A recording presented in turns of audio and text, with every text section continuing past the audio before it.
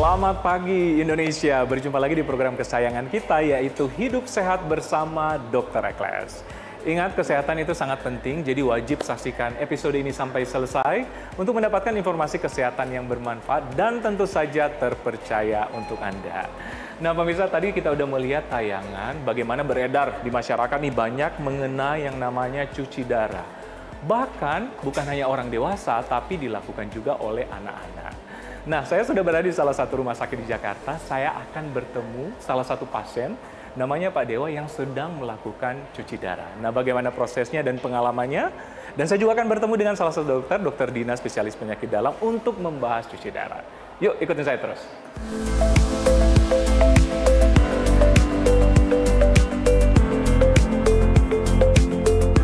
Halo Pak Dewa, saya Dr. Ekles. Maaf mengganggu waktunya ya. Selamat pagi dok. Selamat pagi. Oke pemirsa, saya sudah bersama Pak Dewa seperti janji saya tadi. Dan Pak Dewa lagi proses cuci darah. Gak apa-apa kita tanya-tanya sebentar ya untuk berbagi informasi ke masyarakat. Iya, silakan dok. Oke Pak Dewa, ini kan lagi proses cuci darah. Tapi sejak kapan Pak Dewa tahu, oh saya harus cuci darah? Saya cuci darah sudah mau jalan 5 tahun ya. 5 tahun? Ya saat itu fungsi ginjal menurun. Oke, jadi dokter mengatakan fungsi ginjal menurun. Ya.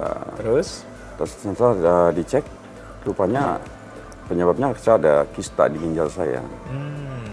Jadi karena fungsi ginjal sudah di bawah 5%, harus menjalani dialisis ini, cuci darah. Hemodialisa ya? Iya. Oke, jadi karena diagnosa fungsi ginjal sudah menurun karena ada kista di situ. Gejalanya seperti apa Pak yang Bapak rasakan? Yang saya rasakan nggak ada rasa apa-apa. Tiba-tiba itu mual, muntah, bertubi-tubi seperti itu. Terus pusing seperti itu ya. Jadi bengkak kaki segala macam seperti itu. Oh, sudah ada gejala bengkak sampai sudah, kaki ya? Karena waktu itu sudah mungkin pas saya cek lab itu udah fungsi ginjal sudah di bawah 5%. Mau nggak mau harus cepat ambil tindakan cuci darah. Oke, tapi ada penyakit penyerta nggak? Nggak ada penyakit bawaan dari sebelumnya? Nggak ada saya. Oh, oke. Takut juga cuci darah. Jujur awalnya Waktu awal ya? takut. Karena orang bilang ya? cuci darah, ternyata berapa bulan meninggal. Jujur saya takut. Saya berusaha nggak mau cuci darah. Tapi karena fungsi ginjal sudah rendah begitu, itu setiap hari itu muntah terus. Minum air putih pun muntah. Udah istilahnya dokter udah bilang kalau kamu paksa nggak mau cuci darah ya kamu akan koma gitu. Pilihannya cuma itu. Akhirnya karena sudah setiap minggu turun badan sampai 10 kilo karena udah nggak bisa makan lagi, harus mau nggak mau cuci darah dok. Harus cuci darah? Iya. Oke Pak, jeda antara cuci darah yang satu ke cuci darah yang lain dari awal gimana? Ya awal-awal dokter bilang cukup seminggu 2 kali. Seminggu 2 kali? Ya saya jalani itu dulu. Cuma karena kita cuci darah ada pembatasan cairan kan. Minum makan tuh dibatasi, cairan dibatasi. Nah karena seminggu 2 kali itu nggak nyaman buat saya. Karena sehari saya hanya minum 600 mili. Sedangkan aktivitas kerja dan lain-lain saya masih normal. Masih normal. Akhirnya saya putuskan ya udahlah seminggu 3 kali. Seminggu 3 kali. Jadi kita bisa minum nggak sampai sedikit sekali gitu. Iya, karena seminggu 3 kali Iya, tadi ya? seminggu 3 kali. Seminggu 3 kali. Apa yang dirasakan nih selama proses Sebenarnya cuci darah itu nggak ada rasa apa-apa. Ya. Biasa aja kayak kita normal lagi duduk ngopi gitu. Iya. Nggak ada rasa apa-apa. Cuma kadang-kadang kita bisa drop gitu. Iya. Kalau lagi kondisi. Ya paling awal aja proses. Ini kan semino. Ini kan ditusuknya pakai jarum. Iya. Ya ada sedikit. Rasa perih Ya atau... ada pasti. Iya. Kayak kita infus biasa. Nah, Ya itu pun seperti itu. benar ya Pak. Mungkin pemirsa juga bertanya-tanya nih. Setelah proses cuci darah ini, hemodialisa, aktivitas atau kualitas hidup seperti apa nih? Maksudnya apakah setelah cuci darah, oke, saya bisa beraktivitas seperti semula atau ada yang dibatasi atau keadaan fisiknya Pak Dewa? Ya. Gimana? Silakan. Ya dulu di awal-awal cuci darah memang saya pikir wah saya nggak mungkin bisa kerja lagi gitu kan. Udah semua pensiun lah istilahnya gitu kan. Tapi setelah saya jalani cuci darah, oh ternyata enggak.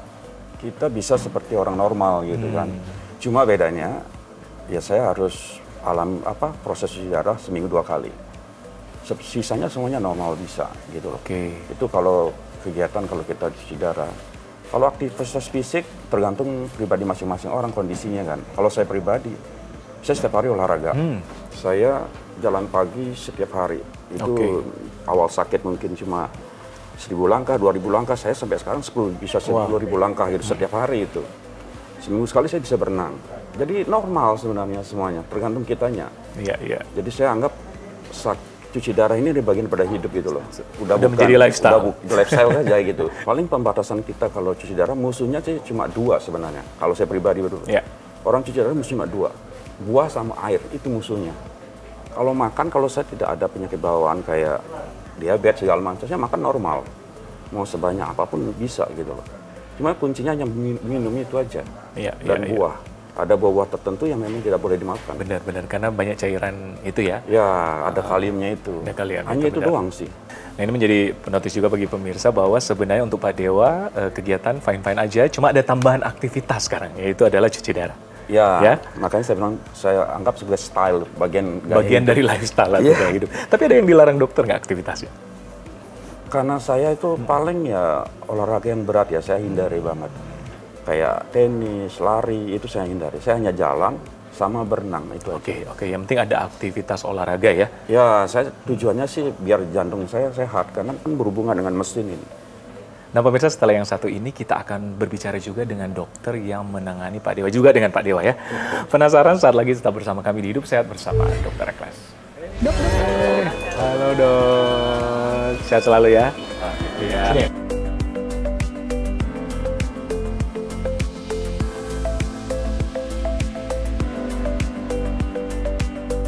Oke pemirsa, saya sudah bersama dengan Dr. Dina, spesialis penyakit dalam, konsultan ginjal dan hipertensi. Halo. Tadi kita udah ngomong-ngomong ya dokter ya? Iya, betul. Gitu. Nah mungkin pemirsa juga ingin tahu, tadi saya juga udah ngobrol-ngobrol Pak Dewa, kenapa sampai dicuci darah menurut Pak Dewa. Tapi diagnosa menurut dokter, kenapa Pak Dewa sampai dicuci darah? Iya, jadi Pak Dewa ini memiliki penyakit namanya polycystic kidney disease. Adalah penyakit yang memang keturunan. Jadi kelihatan ada kista yang banyak sekali di ginjal dan itu di kedua ginjal. Oke, dan biasanya keturunan ya? Betul. Oh oke. Jadi biasanya kalau pasien udah ada kista ginjal, mungkin masih bahasa awam ya, harus di screening juga ya? Betul, jadi kalau kita mendapatkan satu orang, kita harus men-screening keluarga. Karena 50% akan diturunkan kepada anak. Yang penyakit ginjal tadi ya? Iya. Tapi apakah semua penyakit polikistik ginjal akan dicuci darah? Iya, memang ada yang tipe cepat, perburukannya ada yang tipe lambat. Sehingga itu kita harus monitoring. Jadi yang tipe cepat, kita bisa prediksi nih akan cuci darah dalam beberapa tahun, itu bisa kita berikan obat dari awal. Memang harus ada rutin check up berkala ya? Ya, betul. Nah mungkin dokter pemirsa bertanya-tanya, pada keadaan apa sih secara umum pasien-pasien ini atau orang ini harus cuci darah? Oke, jadi ada beberapa hal memang di Indonesia yang terbanyak adalah penyebabnya penyakit diabetes atau kencing manis. Ya, yang kedua adalah penyakit yang kita sebut radang ginjal, kemudian penyakit hipertensi. Jadi 3 penyakit ini menjadi penyebab utama dari cuci darah. Cuci darah. Ya, yang keempat ya penyakit polycystic kidney. Polycystic ini ya. Ya. Tapi dalam grade berapa dok? Setiap penyakit ada grade-nya atau diagnosa ini harus cuci darah? Gitu. Enggak, jadi di awal makanya kita harus lakukan screening dari awal karena penyakit ginjal ini bisa kita cegah di awal untuk memburuk sehingga harus cuci darah. Nah, mesinnya ada di belakang dokter nih kayaknya ya? Iya, betul. Prosesnya seperti apa nih dok? Jadi sebenarnya pada prinsipnya mesin ini menggantikan fungsi ginjal kita ya. Jadi fungsi ginjal kita itu apa saja? Itu untuk menyaring darah kita supaya darah yang bersih itu bisa dipakai di dalam tubuh kita dengan baik. Nah, kotorannya itu harusnya yang keluar dari urin kita itu karena fungsi ginjal kita berfungsi ya untuk orang sehat. Nah, untuk pasien yang gagal ginjal itu tidak berfungsi dengan baik sehingga kita menggantikannya dengan ini. Sebenarnya ginjal buatannya adalah ini saja. Oh, itu yang alat filternya. Jadi ini alat filter. Jadi yang lain ini adalah mesin yang untuk membantu memompa darahnya. Iya. Jadi ada 2 selang tuh, ada yang untuk masuk ke mesin, setelah betul. itu difilter. Betul. Jadi kita punya beberapa akses vaskular kita sebut ya. Jadi dari sini akan dikeluarkan ya darahnya masuk ke sini, kemudian disaring, kemudian masuk kembali. Dalam udah difilter ya? Iya, betul. Ganti fungsi ginjal. Jadi ini pengganti, sehingga namanya memang terapi pengganti ginjal. Terapi pengganti ginjal itu ada beberapa sebenarnya. ada dialisis ini, hemodialisis, ada yang melalui perut. Kita sebut peritoneal dialisis, jadi memakai membran perutnya sendiri. Itu bisa dilakukan di rumah. Oh, ada yang bisa dilakukan di rumah ya? Iya, itu bisa dilakukan di rumah. Itu bawa alat khusus atau gimana, Dok? Ada seperti cairan aja, nggak ada alat khusus. Iya. Tapi dalam keadaan apa? Semua pasien didiagnosa harus cuci darah bisa melakukan cuci darah di rumah atau keadaan tertentu? Iya, betul. Jadi memang dokter akan menilai apakah ini bisa dilakukan di rumah untuk pasien ini atau tidak. Oke, jadi memang beda-beda juga tiap orang. Ya, Tidak betul. semua harus cuci darah dan bisa melakukan di rumah, dokter ya? Ya. Nah, oke, kita kembali ke Pak Dewa nih. Pernah nggak telat cuci darah? Ya pernah, sesekali pernah. Kan 1 minggu dokter sarankan 3 kali, terus akhirnya telat nih. Iya. Gitu. Pernah ya? Terus Pernah, apa yang Dok. dirasakan? Kalau kita telat HD itu badan tuh nggak enak. Tidur gelisah, kadang-kadang saya tidur pakai 2 bantal, 3 bantal. Karena cairan udah banyak. Kalau telat sehari sih masih oke. Badan tuh rasanya udah nggak enak, gimana rasanya tuh nggak enak gitu aja. Iya, karena Terus kan napas juga udah mulai sesak. Karena cairan dan numpuk gitu. Iya. tapi untuk menentukan 2-3 kali seminggu memang tergantung keadaan pasiennya. Betul, itu tergantung keadaan pasien. Sebenarnya sebaiknya memang 3 kali seminggu. Kualitas terus apakah bisa sembuh dengan cuci darah atau Iya, gimana? jadi begini, penyakit ginjal itu ada yang kronik, ada yang akut. Jadi kalau yang kronik memang kita tidak sebutkan lagi kata sembuh ya. Jadi ginjalnya memang sudah tidak bisa berfungsi sehingga harus diambil alih oleh mesin ini. Atau ada pilihan lain misalnya dengan cangkok ginjal gitu. Jadi itu adalah pilihan treatmentnya, terapinya. Tapi yang akut ini ada kondisi akut yang pasien harus cuci darah. Tapi setelah penyakitnya sembuh, akhirnya tidak perlu cuci darah lagi. Jadi memang konteksnya berbeda. Ya. Iya. Jadi memang setiap pasien berbeda-beda karena juga penyebab untuk cuci darah kan beda-beda. Betul, iya. Oke pemirsa, saya akan bertanya juga ke dokter mengenai tadi Pak Dewa bilang katanya minum cuma dibatasi. Kenapa demikian? Penasaran? Setelah yang satu ini di Hidup Sehat bersama Dr. Ekles. Oke pemirsa, kembali lagi di Hidup Sehat bersama Dr. Ekles, masih dengan Dr. Dina sama Pak Dewa ya. Maaf kita ganggu dikit ya. Nggak apa-apa dong. Oke, tadi saya sudah ngomong-ngomong juga dokter dengan Pak Dewa, katanya minum memang dibatasi kalau tidak cuci darah. Kenapa demikian? Pemirsa ingin tahu nih.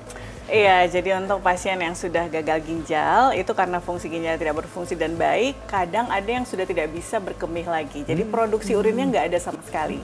Sehingga memang harus kita batasin. Ya, jadi minumnya kurang lebih kita berikan itu 500 cc sampai 600 cc per hari. Per hari ya? Iya. Nah, ini dok saya ingin sentil sedikit dengan ada berita-berita yang viral nih sekarang tentang cuci darah pada anak-anak. Memang cuci darah bisa dilakukan untuk semua umur ya berarti Iya, ya dokter betul. ya? Jadi seperti penyakit lainnya, penyakit gagal ginjal ini bisa dialami oleh seluruh usia. Usia ya, tapi kalau pada anak-anak biasanya penyebabnya apa dok? Penyakit ini pada anak-anak yang paling banyak itu adalah penyakit radang ginjal. Kita sebutnya dalam bahasa kedokteran glomerulonefritis. Dan yang kedua biasanya penyakit bawaan. Oh oke, itu yang paling sering ya? Iya. Jadi ternyata cuci darah ini bisa semua umur termasuk anak-anak? Betul. Oke. Tapi kalau anak-anak, kita punya filter yang agak berbeda. Ini untuk dewasa ya, kalau anak-anak filternya lebih kecil. Jadi disesuaikan dengan berat badan anak-anak Berat juga. badan dan ya menggantikan fungsi ginjal anak-anak ya? Betul, iya. Oke. Nah mungkin terakhir Pak Dewa, apa yang disampaikan pada pemirsa di rumah, pengalaman mungkin Pak Dewa dengan penyakit ginjal dan melakukan cuci darah? Ya mungkin bagi orang-orang di luar sana yang mungkin akan mengalami penyakit seperti saya harus cuci darah. Cuci darah itu bukan gagal ginjal itu bukan gagal hidup gitu loh. Kita masih bisa beraktivitas, bisa seperti biasa normal selama kita ikuti petunjuk dokter, jalani petunjuk dokter dengan baik, kita bisa normal seperti sedia kala. Iya. Jadi bukan gagal ginjal, bukan gagal hidup gitu aja. Gagal hidup, setuju gagal Sempat ginjal bukan sekali, gagal Pak. hidup. Ya. Penasaran nih pemirsa juga, berapa sih idealnya minum kita cairan per hari nih? Ini kan simple tapi kadang-kadang jangan terlalu banyak lebih kerja ginjal hebat nih kalau banyak minum gitu. Iya, sebenarnya itu ada kalkulasinya ya. Tapi yang paling simpel yang biasanya saya ajarkan ke pasien adalah berat badan dikali 3. Jadi setiap manusia, setiap orang itu berat badannya beda-beda. Sehingga kita nggak bisa pukul rata, kamu haruz minumnya 2 liter. Oke dokter, misalnya 70 kilo. Iya, 70 kilo berarti kita kalikan 3, itu 21 ya. Jadi kurang lebih minumnya 2100 ml atau 2,1 liter lah. Itu minimal. Jadi kalau aktivitasnya lebih berat lagi, misalnya olahraga, pasti lebih lagi. Kita sebenarnya punya sense ya, kalau kita haus itu berarti kita kekurangan cairan. Jadi sehingga setiap kita haus kita sebaiknya minum. Tapi kadang kalau kita di ruangan yang ber-AC, kita kadang-kadang lupa ya, kok nggak haus-haus gitu. Nah itu harus kita kira-kira harus taker. Taker ya. Jadi berat badan dikali 3. Penting banget nih mengatasi kebutuhan cairan. Oke, Dokter Dina, terakhir nih bagi masyarakat di rumah, bagaimana tips supaya tidak mengalami gangguan ginjal ataupun yang sudah terlanjur gangguan ginjal, apa tipsnya, Dok? Oke, jadi untuk pasien yang atau masyarakat yang memang belum gangguan ginjal, sebaiknya kembali lagi lifestyle. Jadi lifestyle modification, olahraga, kemudian menghindari makanan-makanan yang terlalu manis, yang terlalu tinggi garam, itu semuanya menghindari dari penyakit tertentu, terutama penyakit ginjal dalam hal ini. Nah, untuk yang memang sudah menderita penyakit ginjal, itu sebaiknya memeriksakan ke dokter dengan teratur sehingga ginjalnya bisa di-preserve atau dijaga lebih lama sehingga tidak harus melakukan cuci darah lebih cepat. Oke. Seperti dokter katakan tadi, penanganan pun kalau udah gagal ginjal kronik ataupun akut yang harus cuci darah, bisa cuci darah menggunakan alat seperti ini ya, Dok? Menggunakan alat seperti ini. Jadi di Siloam Hospitals Kebonjeruk kita menggunakan alat seperti ini dan filternya seperti ini. Seperti itu ya. Oke, Dokter. Tips juga bagaimana yang pemirsa di rumah misalnya sudah mengalami gangguan ginjal? Ya, untuk pasien-pasien yang sudah mengalami gangguan ginjal harus memeriksakan ke dokter ya, ke dokter manapun, dokter ginjal atau dokter penyakit dalam untuk melihat penyebab penyakit ginjalnya apa. Itu sangat penting karena penyebab penyakit ginjal itu sangat menentukan pengobatannya seperti apa. Kalau kita terlambat menangani, itu akhirnya harus cuci darah akhirnya. Karena pada stadium yang sudah akhir, stadium 4 ke 5, itu biasanya memang kita sudah tidak bisa memberikan pengobatan yang optimal. Selain cuci darah. Betul. Oke, Dokter Dina, terima kasih. Informasinya sangat bermanfaat. Terima kasih, Pak Dewa. Pak Dewa, terima kasih juga udah berbagi pengalaman dengan pemirsa di rumah. Tetap semangat. Semangat selalu, Dok. Semangat selalu. Oke, pemirsa, tidak terasa perjumpaan kita berakhir di sini. Semoga apa yang kami sajikan kali ini bermanfaat untuk Anda. Tetap saksikan Hidup Sehat bersama Dr. Ekles setiap Jumat jam 9.30 untuk mendapatkan informasi kesehatan yang bermanfaat dan tentu saja terpercaya untuk Anda. Hanya di TV One.